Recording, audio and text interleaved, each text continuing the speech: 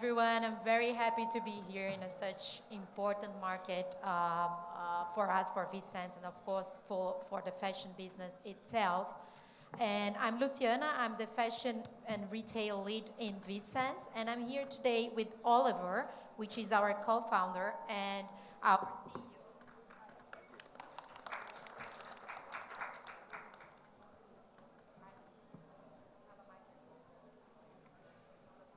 Guess I speak too loud already. They cut my mic. Okay, so we'd like to start telling you a little bit about our company. So I will invite Oliver to share our story and what we are doing. Thanks, Luciana. Very happy to be here in India. I've not come to India for a very long time. Since the pandemic, I've only been back to India twice. So it's very happy and interesting for me to come back here and learn about the exciting stuff that's happening in India today. All right, you guys are amazing. All right, as much as I learn, much, as much as I learn about India itself, I like to be able to share with you my experiences, my observations, and insights that I've gained by working with retailers and brands from outside of the world as well. All right, there's probably some very good insights that could be shared, but also as well, I like to learn from you, and perhaps we could discuss what new ways could be implemented in India that could lift and elevate the practice of retail, and more importantly, consumer experience. Experience economy. What does that mean exactly? Is it about delivering the product, or is it the way that you deliver a product? Right? That experience itself that you're going to give your consumers or your shoppers. But if you allow me 1 minute to share a little bit more about ViSenze, what we do, you probably saw a video of that. We're about a 10-year-old company based out of Singapore, specialized in retail. We develop AI solutions specifically. So I like to be able to say we are a crossroad between artificial intelligence and fashion. Because we really like to work together with you. We've worked with more than 500 retailers and brands from around the world, particularly in Southeast Asia, in India, in North Asia, in Europe, and in North America. So, experience economy, personalization. I think this word has been spoken about very often. I don't know when personalization was first spoken. I think it means different things to different people. But the usual reasons that personalization has been spoken about, yes, I want to improve my sales. Yes, I want to improve customer experience. Yes, I want engagement. Yes, I want increased traffic. But these are the reasons behind that. How are you implementing personalization in today's environment and going forward?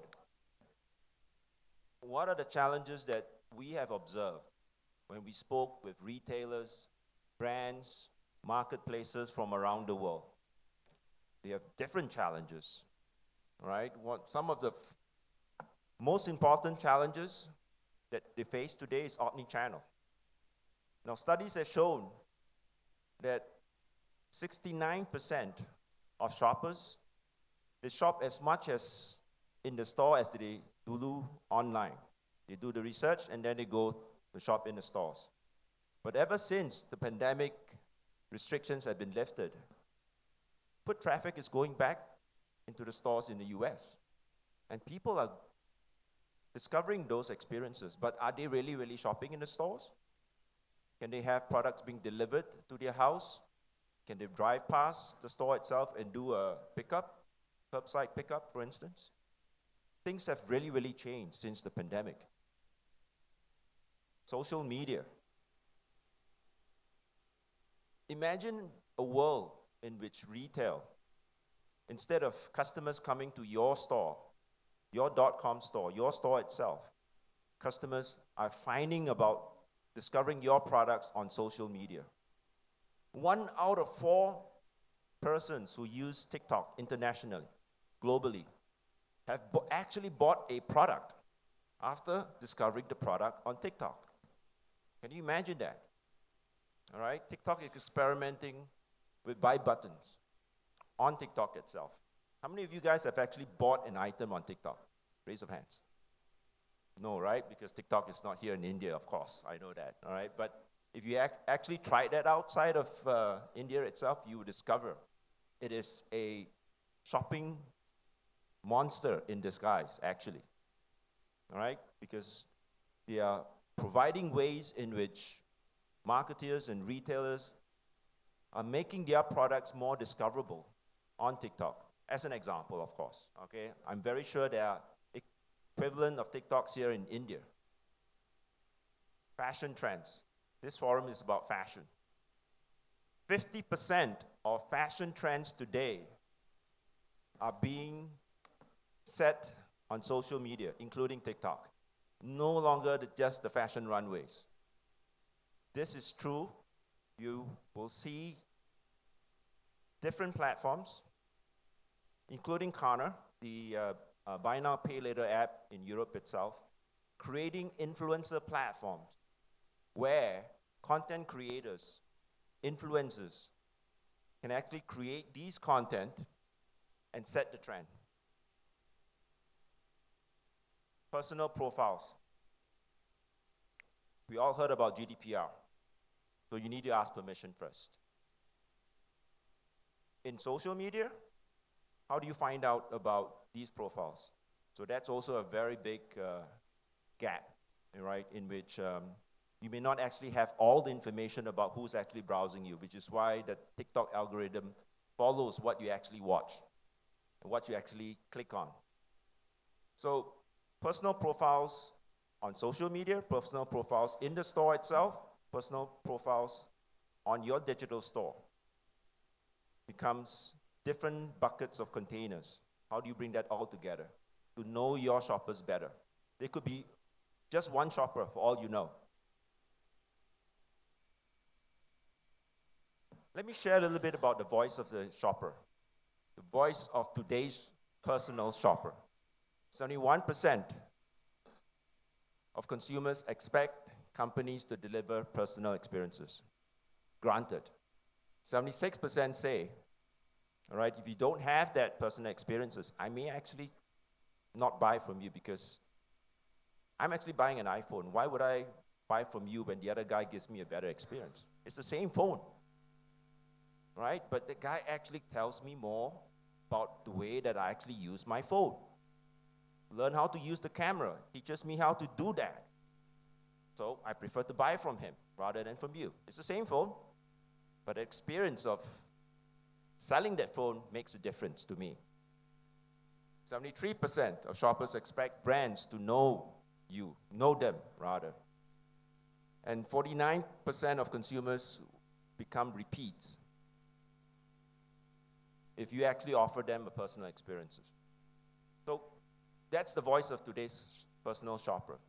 I'm sure all of you know that to different levels, but this is already happening.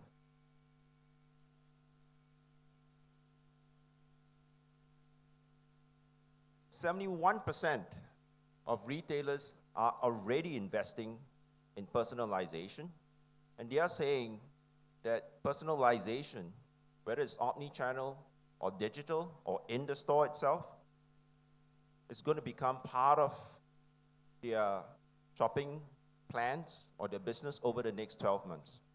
Or they have already integrated that. Social, in-store, digital.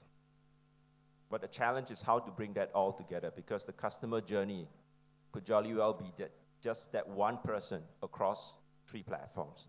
That's why it is a challenge. It remains a challenge for brands and retailers today. So I want to share 3 examples because we like to work with leading brands, especially in fashion, to discover their pain points and talk about how we could overcome these. So I'm going to share with you 3 examples. So we work with sports brands from around the world. Adidas is one of our global clients.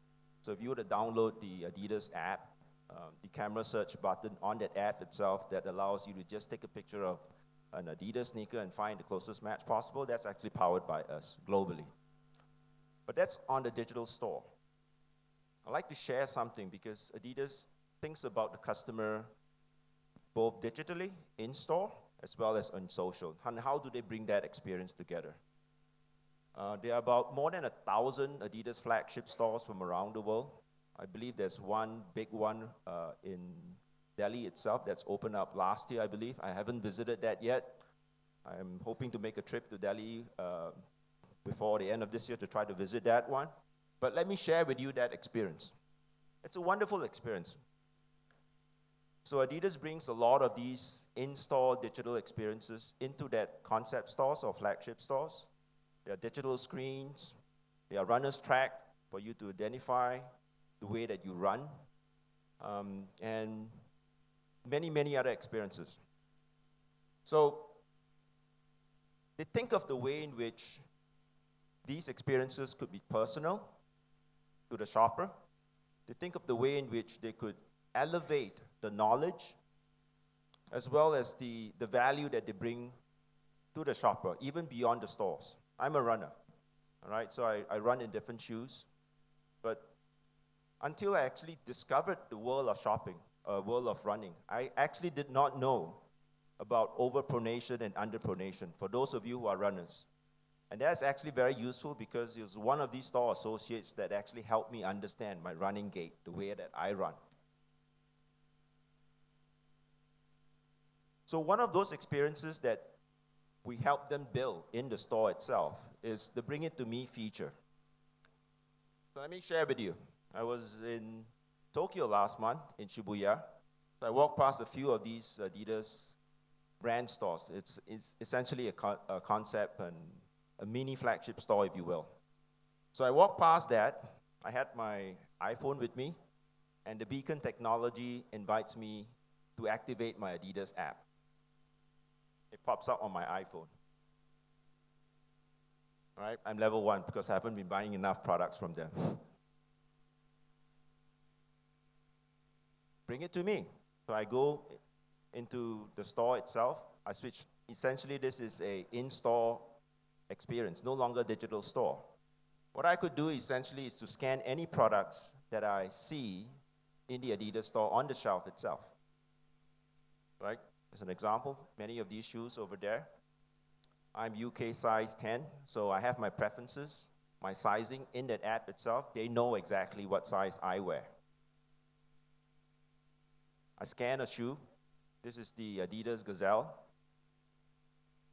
All right? It delivers immediate results, and it tells you that this Adidas Gazelle UK size 10, which I wear, is available right now in that store.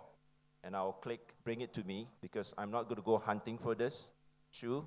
The store associate will go to the store, find the blue Gazelle for me, and come looking. Hey, is there Mr. Oliver Tan somewhere here looking for Adidas Gazelle? I'm here. Bring it to me. Try it out over here without ever hunting for a store associate. That's a personal experience. And a happy customer. So this is one example in which we've delivered and helped craft a personalized experience using AI, the computer vision AI that we provided them. Another experience would be with one of our fashion clients. So I'm going to pass this over to Luciana to talk about this. Thank you, Oliver. This is a use case that I'm really passionate about because we really started from the problem that the customer had. So he had essentially two problems. The first one was, I have recommendations on my website. My share is too small, but it's past pandemic. Everyone's growing a lot. Why I don't have good business results? And then we start to analyze their experience there, and we actually agreed on that the problem that they had, that was like the recommendations were not very relevant to their customer.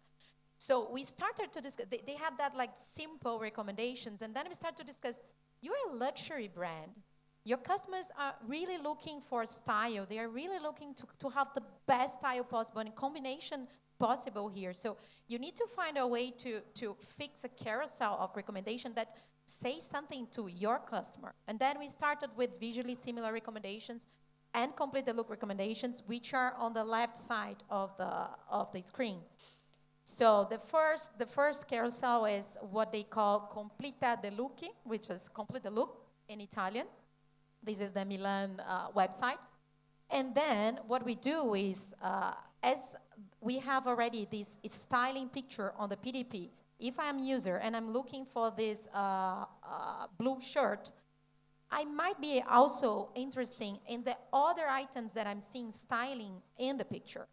So yeah, I started the journey because I really needed a shirt to go to work, to go to a fashion forum, for example. But then I see the picture and I say, actually, that pants are really interesting. How am I going to find it? So the previous journey will be, I'll go back to the homepage and I'll search on the search bar, black pants, white legs, and then just, try to get the best match possible. And at that point, the experience was very, very bad. So we made a very good experience with them when we provide a carousel called Complete the Look, where we just surface everything that is in the picture. So our AI is able to recognize every style that the model is using and just surface it in an automatic way. The second carousel there is Promote Simile, which is a similar product. Because we know how important it is as a user, I had in mind, I want a blue shirt to go to this convention. So please give me other options that are related to my primary intention.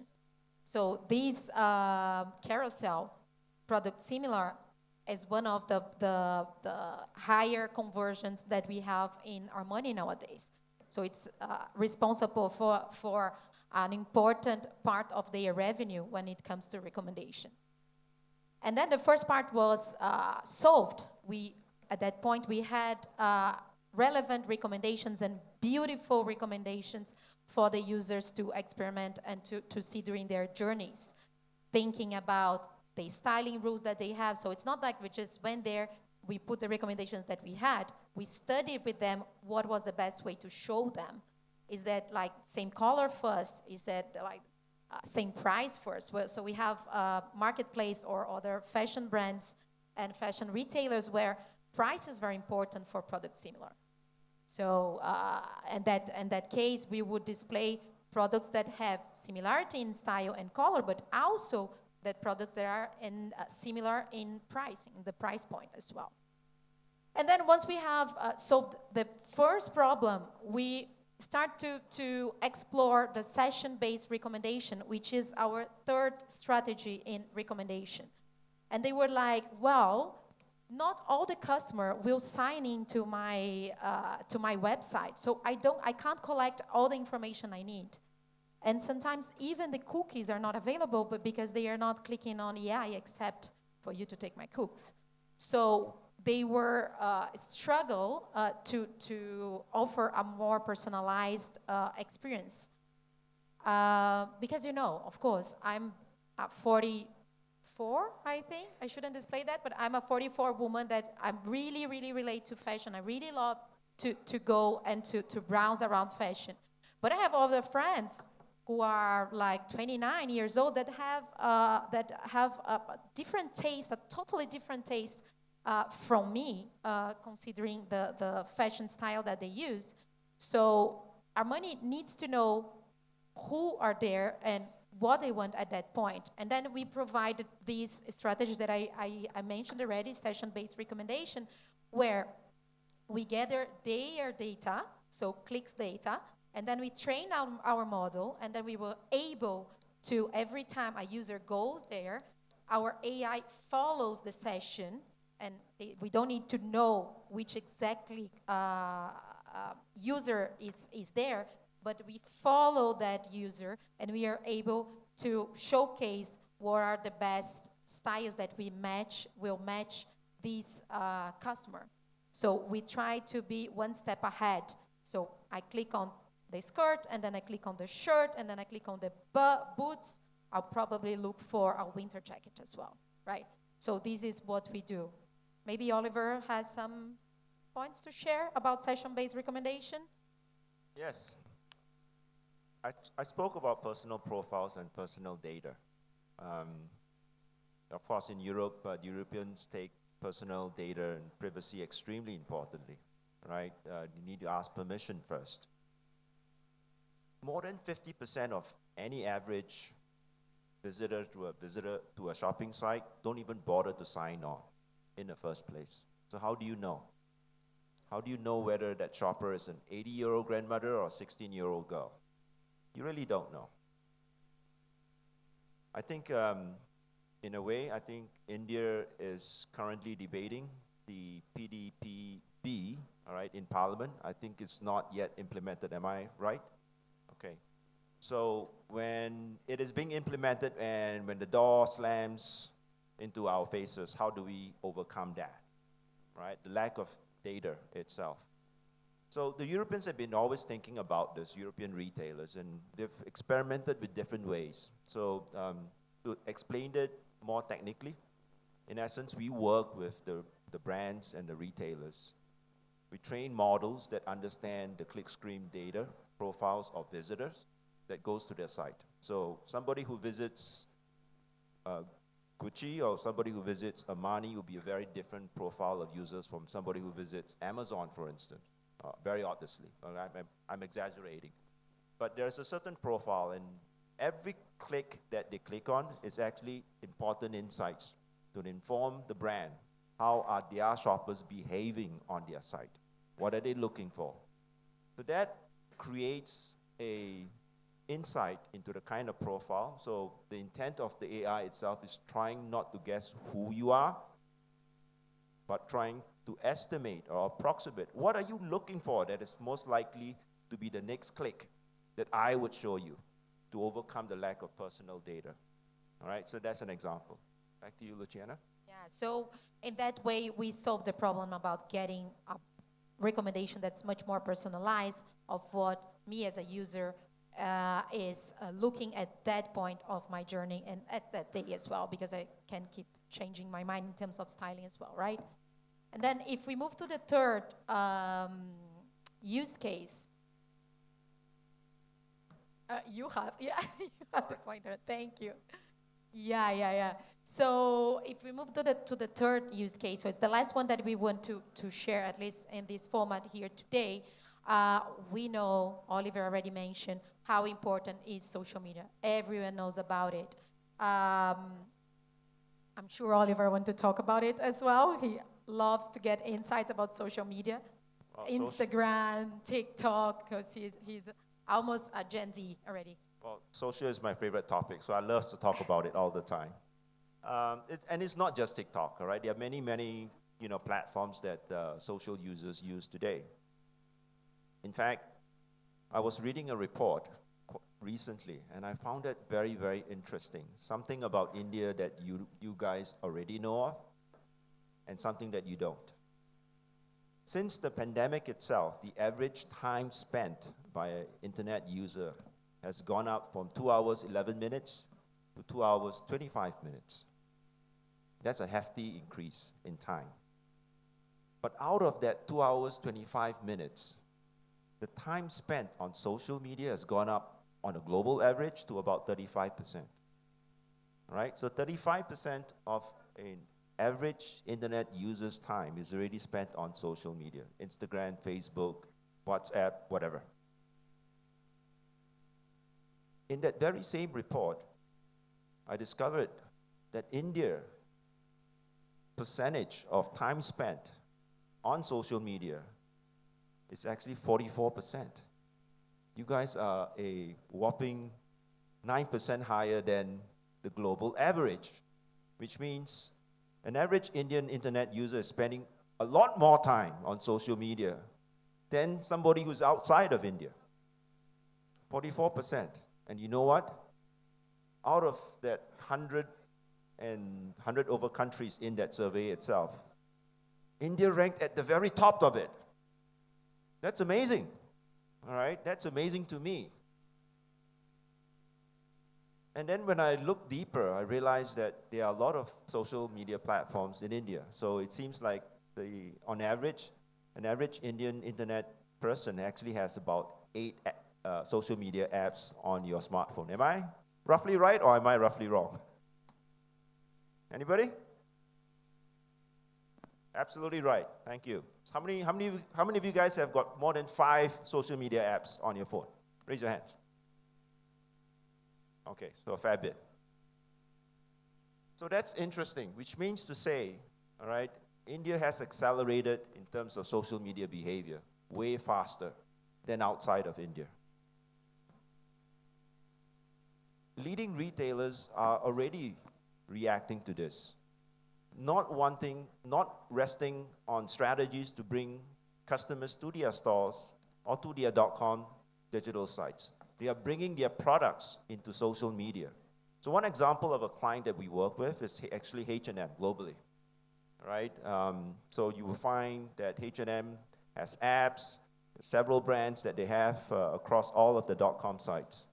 But one of the interesting things that they have done is to launch a new app called Styles, all right, which is actually a social media shopping platform. So I'm going to pass this over to Luciana because she's the fashion expert and I'm the tech geek over here. Yeah, I'm comfortable with this one.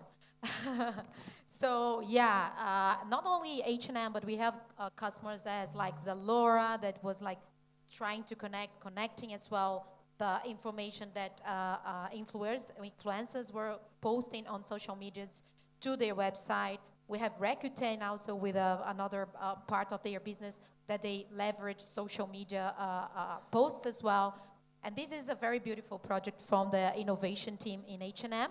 So they are working with, they just built this app called Styles. So this app is open in Europe for now. I was able to access from India, but I think it's only open for Europe for now.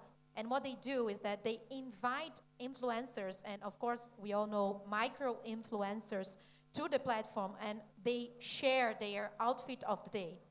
They can manually tag whatever they are using, or they use our visual search, so our search recognition, to find all the items that the influencer is using, and then we showcase them to the users. So if the user wants to buy, click on the image, and then the user can go and visit the website straight ahead, or they can mark as a style that they liked. It's a very interesting and powerful way to help bridging the social media experience that we see all around the world with the shops of all the brands of H&M. So H&M has more than 10 brands, and all the images will be tagged within all their catalogs. It's a very powerful and interesting use case as well. So moving to the next one, we share these 3 examples that we believe that are insightful and they are innovative. And we'd like to hear from you guys now. Are attending our roundtable. What are your personalization strategy? What have you been experimenting or implementing for the past year, or you're planning to do this year?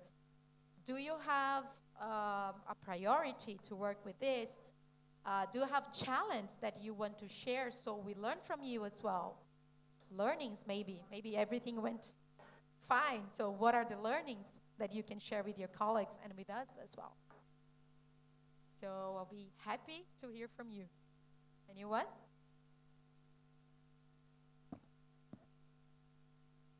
I can start. Thank you. So I think what we are listening and what we have observed till now is more of the online part of it, I mean, instead of the offline. So you gave one example in the offline space, right? So I think in India, so the shoppers are not very tech savvy, right? We saw the emergence in the social media and other things, but they're not really tech savvy. There are people who like to shop and only give their husband's number. They don't even give their numbers, right? So you don't have the data of the actual shopper in many cases, right? So these kind of challenges are definitely there. So I believe data is one of the thing which is a challenge also and which is opportunity also. And you mentioned the consent. So obviously explicit consent is very much required nowadays. We are taking it without the consent, most of the brands, right? So this is one of the area we should focus upon, and I mean we need to talk more on the in-store experience, I believe, which can enhance the experience of a shopper who is coming within the store. I mean that part I think we can explore more. Thoughts? Okay. Aparna, co-founder Shobitam. You're very right about the personalization part, because online, offline, people don't want to feel like they just walked into a store, they weren't heard. You know, they were just one out of many thousand who came and walked out, right? They want to feel like they are special, they are heard. So our personalization strategy is to be there through the entire customer journey. Right from marketing, where they've not even made the purchase, but you have this customer segmentation and you provide, personalized marketing things. Then of course, we all have this thing of what you show to the customer. So personalization in terms of what you're offering to the customer. We also have AI-backed solution. So one of the things, very innovative solutions that we did was we have offered a custom blouse solution where customers can create their own blouse, choose the fabrics, choose the patterns, do all it. So it's a first custom-built solution in India. Okay, so that's what the customer sees. Then of course, it doesn't stop at the purchase. We go beyond it. We want to make sure that we hear the voice of the customer, right? So whether it is positive feedback, negative feedback, I think negative is even more powerful. We have an NPS of 91, which is the best in the industry, but still the small percentage of dissatisfied customers really drives our product roadmap. So we are very critical about hearing what they have to say. So personalization just doesn't stop at what we offer to them. I want to make it reiterate that it follows much beyond that, and to show them that we cared for it, and make those changes so that we retain them, they come back to us.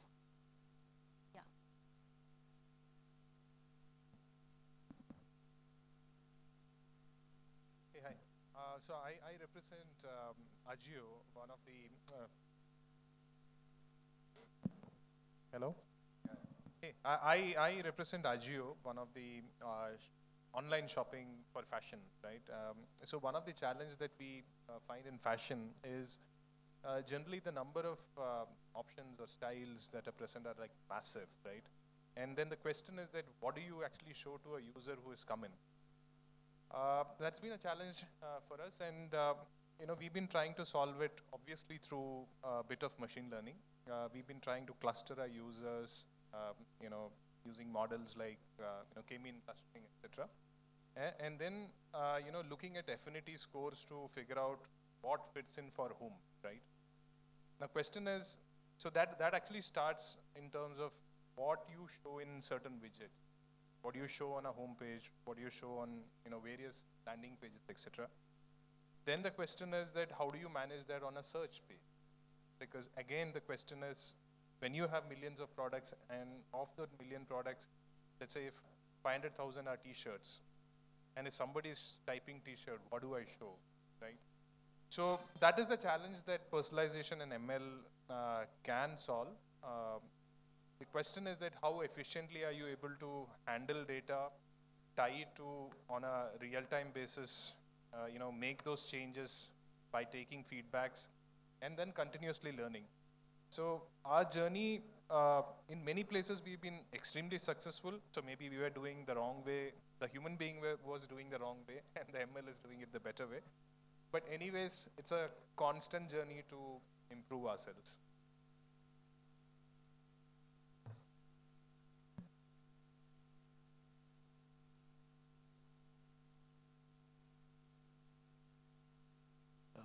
I'm from Aditya Birla Fashion Retail, which is a offline and online retail player. So large offline, a little bit online as of today. But So online, I think the technology is what you have, something similar we've implemented, and I think there's fairly evolved, which AJIO is doing, ours doing. So those are, there are evolved models in terms of how to do it online. I think the challenges that we face is, one, when we try to do hyperlocal, where you're trying to personalize, but within the inventory available in a store.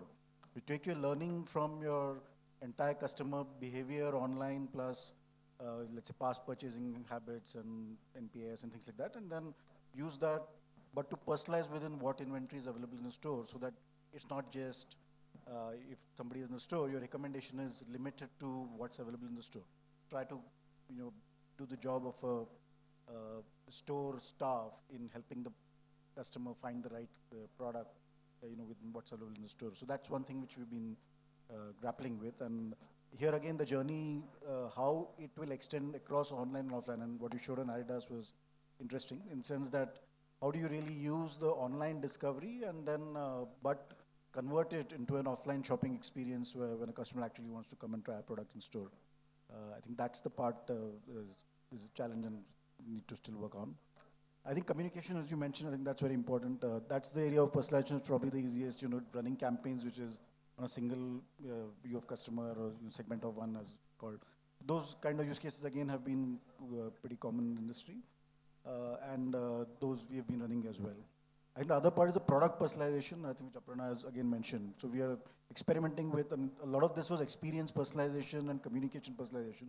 How do we get to product personalization is probably the next step, which again is a bit of online, offline. What kind of customizations can you let a customer choose from, and how do you really deliver to that? So the entire supply chain, how will it respond to the needs of a personalized product for a customer? I think that's the other area that's of interest. Hi, I'm Sunena, founder of the brand Hats Off Accessories. So for me, personalization always comes across as customization, similar to what's being discussed here.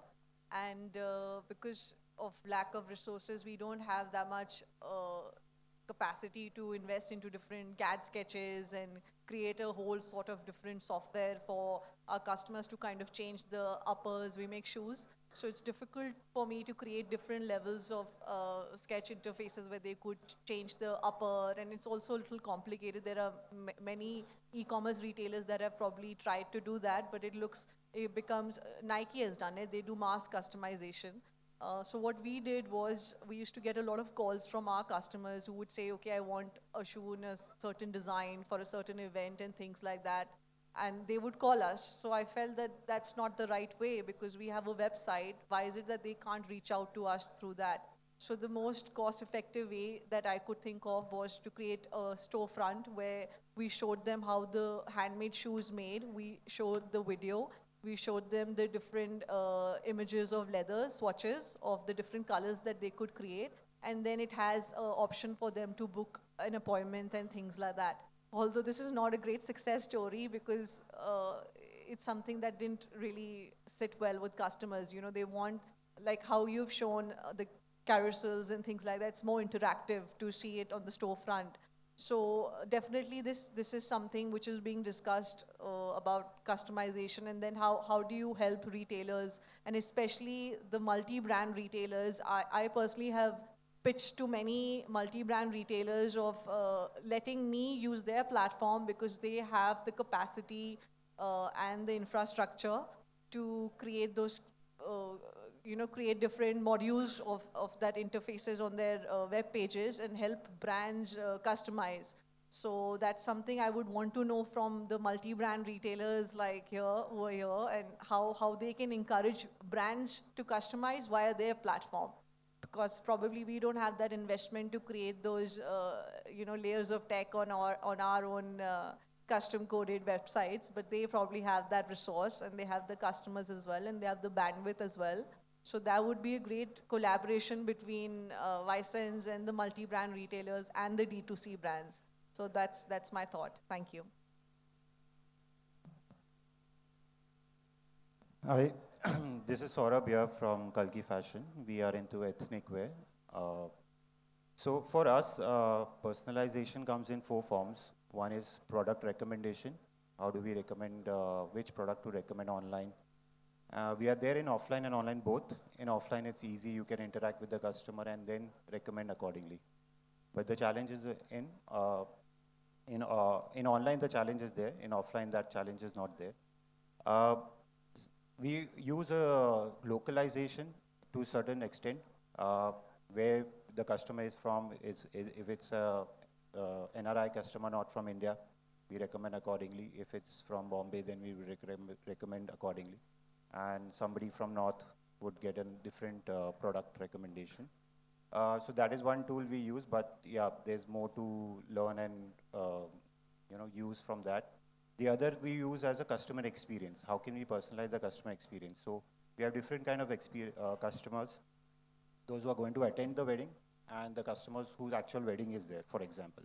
Or somebody who's buying for a Diwali or a festive occasion. So how do we change the experience of each of these customers and take their journey differently? So identifying that online becomes a little difficult. But when we do that, then the journey changes for the customer. That's the effort we've been trying to do. The other, how to market personally, like once we identify, how to identify different segments in the market, and then customize the ads or to them. So that's another way we try to personalize and target the customers. The last, how do we engage with the customer? So once the customer is bought from us, then the engagement is important, because if you engage in the wrong way, then the customer may not continue with you. So engaging has to be very personal, whether the customer is a wedding shopper, how long to engage with them. Probably if they're buying something now, you can engage with them on a wedding site for another 3 months. Post that, it has to become little more festive, something like that. So how do we engage? How do we personalize that engagement? How do we not pushy, but engage in a way that creates more interest and for the brand? So these are the 4 ways we try to personalize our offerings to the customer. I think so one of the things we have done in the similar way, what you were also mentioning in terms of, so we have made sketches for the customers based on their recommendations. We are fashion designer. We have a team of fashion designers who work and they make sketches as per their requirements, and that went well also. But now in Shri, so we are into ready-made garments. We are into mass production.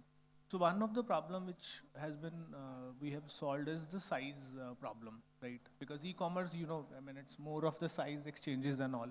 So we have standardized that in a way that if a person is offline and online mix, you mentioned both. So the one who is shopped offline, he know what his size is, for my brand at least. So even on the online space, so we used to recommend the same size for the person who is coming again. So that is one of the things which has reduced our return ratio a lot. So I like to add to that. So for sizing, we have also looked at local sizing. Like for example, in US, we have looked at what are the brands they are comfortable buying, and how do we relate that size to the Indian size. So that is something which we added. We also do personalization in sizing. So not customization, so we're not going into customization, but how can we personalize to the customer? Like if there is something which can be done in the garment itself, that is something we are ready to do. So we have around 40% products which have a little 2-hour process which they can be personalized to that customer and then sent across. A very small thing which we have done is, so instead of showing XL, M or L, so we have shown like XL/38 or 40, whatever. So it is making the person to, click and choose easier instead of, because both things are in their mind. So what is XL for a different brand maybe, right? So XL/40 is something, right? Yeah. Hi, Saurabh from Latin Quarters. Just an observation, hearing all of you guys. I think personalization is great. The technology around it is great, provided I think we have to be responsible as retailers how we use it. I think the emphasis has to be on improving the experience rather than on monetizing it completely. Obviously, I think if we do it right, eventually it will lead to better results for you. But I think the process has to be where we can improve how the customer is engaging with us. The experience is actually more enjoyable for them than it would have been otherwise. And if the process is correct, I think the results obviously will follow. So somewhere I feel, I think somewhere we are all guilty of it, that we are thinking of how to kind of maximize sales. So we are showing, so there's maybe not a feedback loop where we are hearing back from the customer in terms of whether this is working for them or whether the personalization is how they would want it. So yeah, I think that's something that we should keep in mind. I absolutely agree with you, all right, that brands and retailers, if they espouse to elevate personalization to the next level, they should be brave enough to forego immediate profits, all right, to please the customer, all right, because a pleased customer is more likely to come back to you, all right, than elsewhere. So that's a long-term relationship. And most of these recommendation tools today that you see in the market, obviously, I think through influence of retailers and brands, have been optimized towards increasing AOV, for instance, increasing units per transactions, and so on and so forth. So there's a lot of culture around it, but not enough customer experience. All right, focus on that. So there has to be a balance to this. So I absolutely agree with you. Yeah, I'm Vivek. I represent a brand called Being Human. So we operate multi-channel. So like Saurav said, I think what's very, very important for all of us to take 2 steps back and look at what my objective is. Experience is a cause. Your AOV, LTV, all of that are effects, right?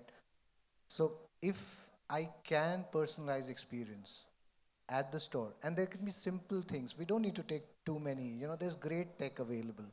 But most of the times what happens, and I can say that I've been guilty of that in past, and I think that's true for most of us, is that one gets very excited with the tech. Tech is to augment a business problem or a business process for you.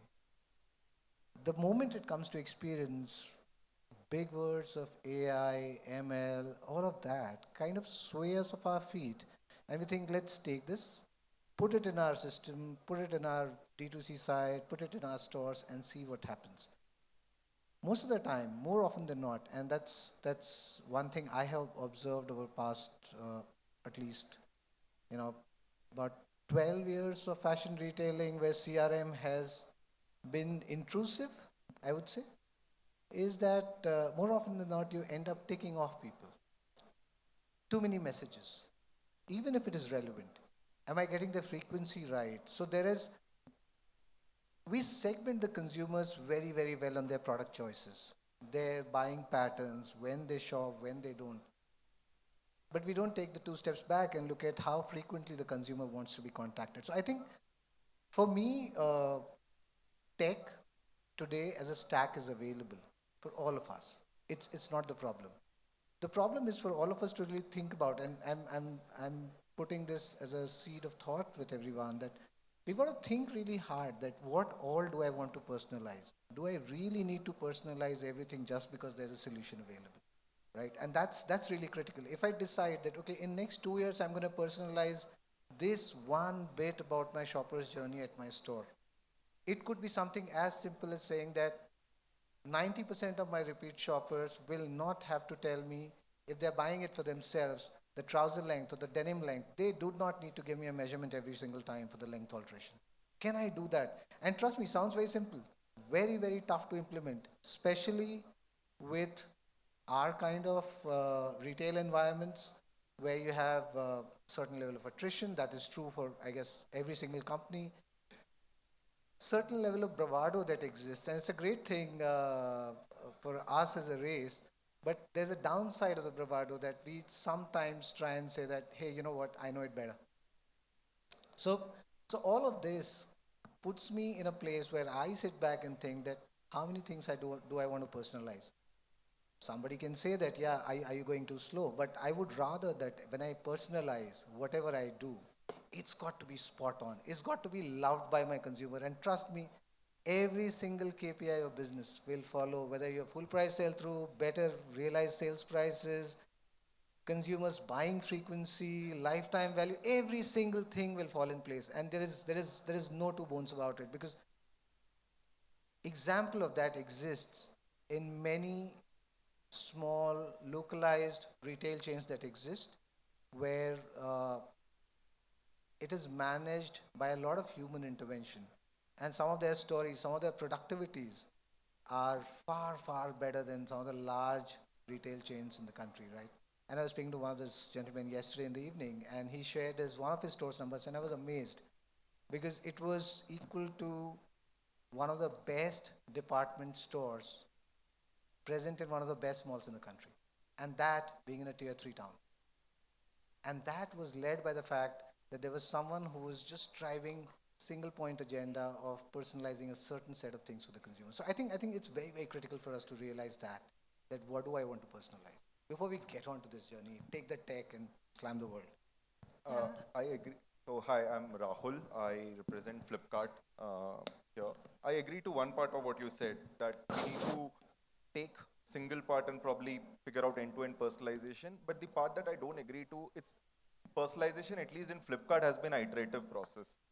We started with the problem statement of personalizing the user journey on platform by saying that search discovery system needs to be personalized for everyone.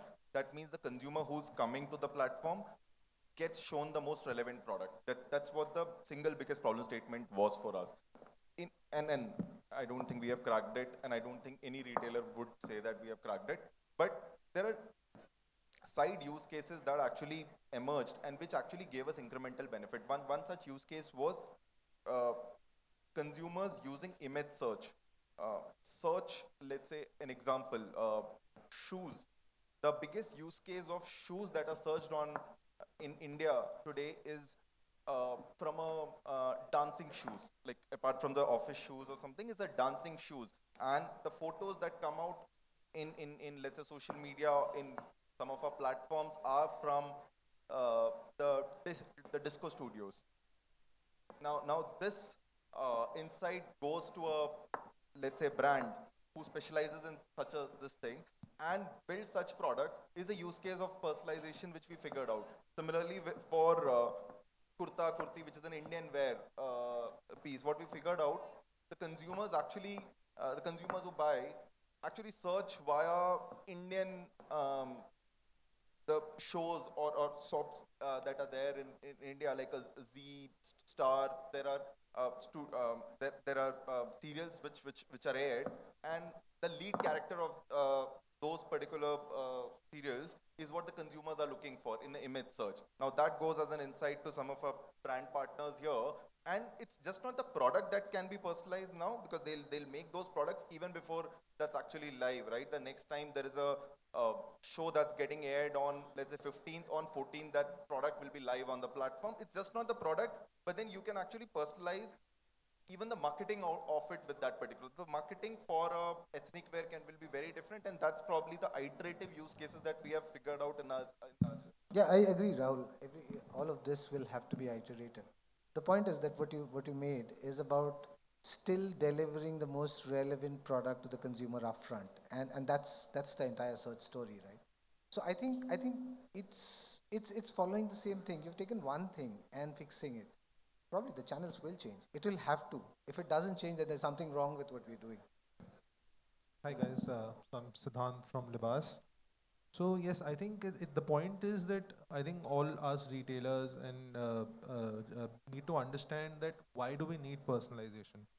I think, like we said, that India is on top of the list in terms of social media consumption, right? So that means that if we are number one in consumption, that means we are number one in creation as well. So we are the number one content creators as well in the world, right? So with so much content coming in and so many brands coming in, so many options coming in, if we don't have the personalization angle, people are going to tend to get confused, and because people want relevant content, and relevant content can only come through personalization. Like, of course, us brands are still trying to figure out ways to ace that, but a lot of people have already aced that. For example, just imagine social media without personalization.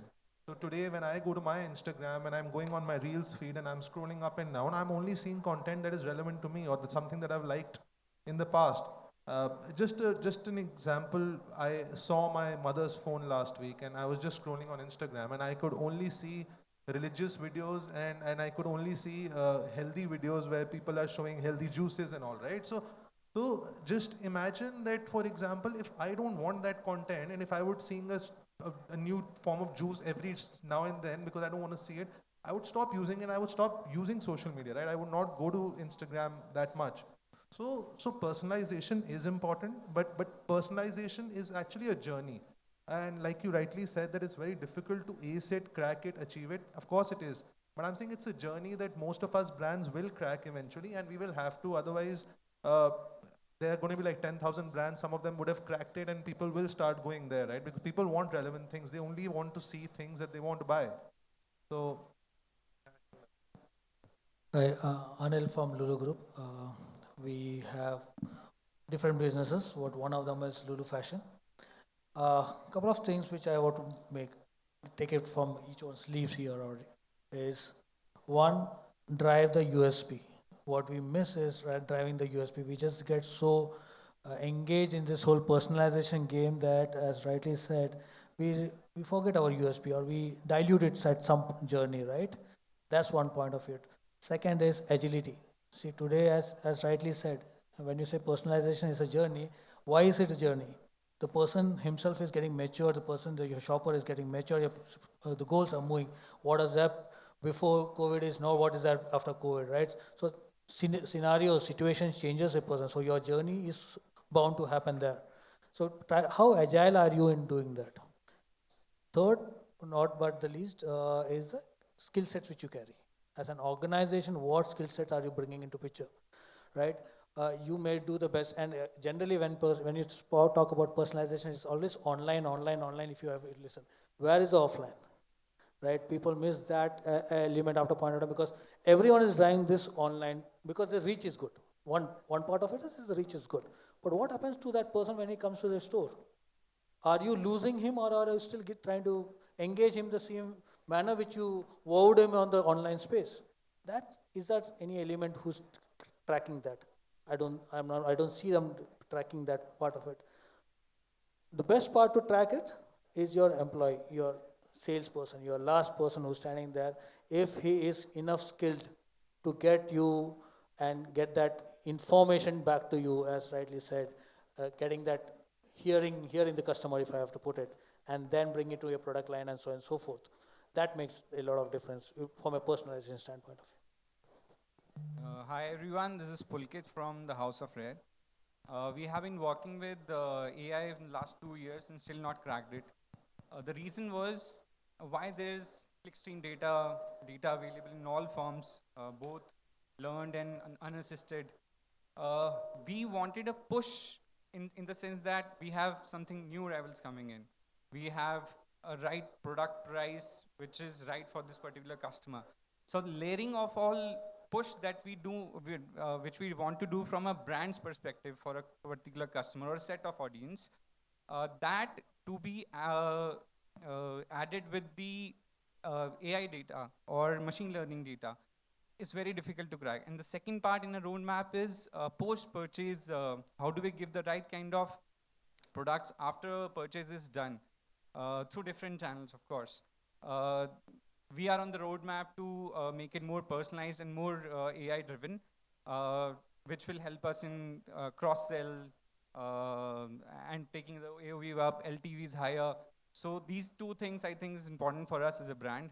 We have very healthy return ratio for a brand like us, as a single brand, to take, and the weight is high when you have high returning customers for you and the weight is there. So we need to give them right kind of experience both on the website as well as off the website. So yeah, this is what is there for the roadmap for us. Thank you. I think one last thing I want to add here is like instead of, we are definitely focusing on sales at the end, revenues at the end. There are a few examples from the brands like Nike, Adidas. Adidas has a MI coach. They are, giving the personalized coaching for various customers, right? Nike has a gear. Nestle has a Nestle Wellness Ambassador. L'Oreal has a dose something, right?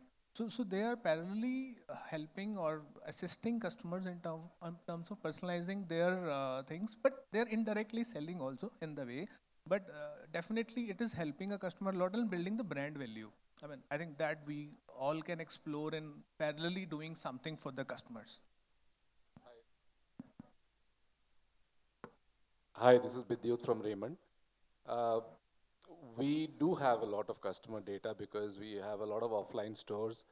We do made to measure, which is a bespoke tailoring that we do, and a lot of our stores do tailoring. So we do have a lot of customer information with us. So if you've come to our store once and we've measured you and it fits you well, you just have to choose the fabrics online and send it to us. And there is a UPI interface, so you can swipe your card, and the garment goes to you in exactly the same fit.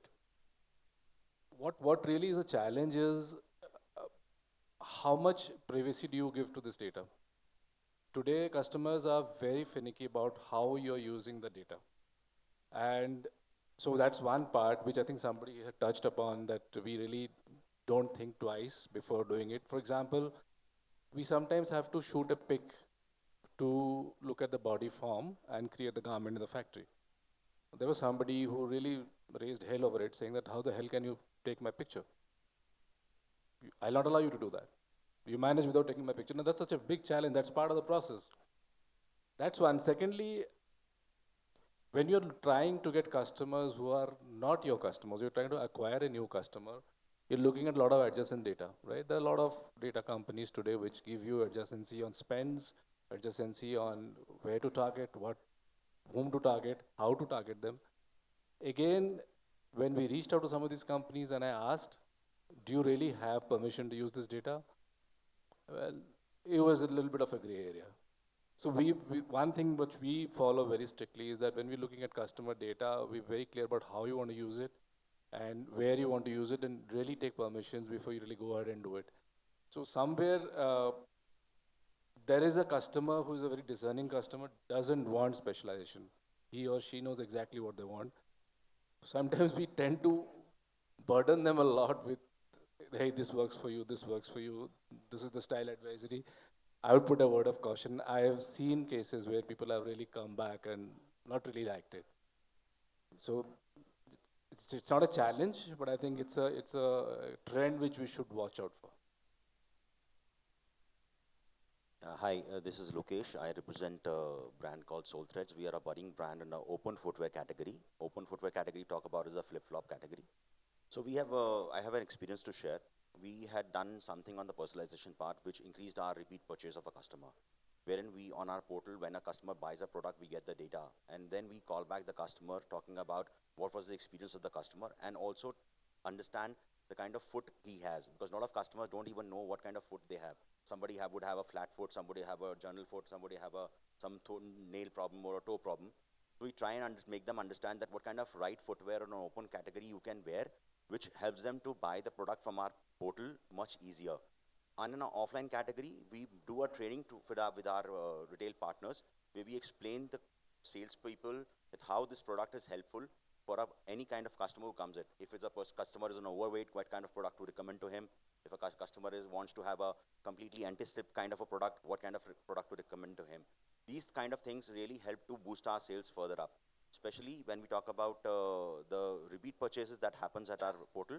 That normally happens when we connect with the customer and explain them what can be another product they can buy, looking at what the specialties that our products can deliver to them. That's what we've been doing for personalization part. Thank you. Thanks for sharing, all of you. I've had a message here that we have to wrap up, unfortunately, but it's been very insightful. We've heard a lot of good things. I love the way that you coined like that. Personalization is a cause. It's not a technology, and we believe that. We know how important it is to connect the dots between offline and online. Customization as a way to do a deeper personalization as well. How can we do a partnership between D2C, marketplace that are more powerful with more like investments, and provider like us? So lots of opportunities here. I'll hand over to Mr. Oliver, and we'll go through the last message. I'm just going to take 1 minute, all right, to wrap up for everybody. Thanks for sharing a lot of your experiences. I resonate with a lot of that. Personalization is definitely a journey. It is never a destination, because your customers change, they age, they move through different life cycles, they are intact, their buying behaviors change. So it's never a destination. If you think you have arrived, you are wrong. You have not arrived. That is a journey. Personalization requires a clear thinking process. What are you personalizing for? Are you personalizing for product relevance? Are you personalizing for retention? Are you personalizing for familiarity? Are you personalizing for something else? You can't have one personalization strategy that cuts across everything to personalize. That's impossible. Data is very important. But again, data only tells us this much. All right? Constantly got to question the fundamentals of your data. I think in a way when we work with leading brands and retailers, we too get informed, all right? That sometimes their data tells us the wrong thing, and they learn from that, all right? So data is actually very important as you test and optimize. As an AI company, AI is not magic. AI is not personalization. You use AI tools to help you personalize better, but it is not personalization. I say that again, it is not personalization. Test and optimize, test and optimize. In every one of the retailers and brands that we work with, it is always test and optimize because they don't always get it right. More often than not, they don't get it right at the beginning. It's test and optimize. And last of all, as a brand, what do you stand for? What is your value to your customers? So focus on relevance, focus on value, because that is what makes your customers relate to you at a personal level. If they are unable to understand what you stand for, the only thing that they will consider is probably a price. Then it becomes a commodity. All right, these are the learning points. I hope you'll find that useful. Thank you.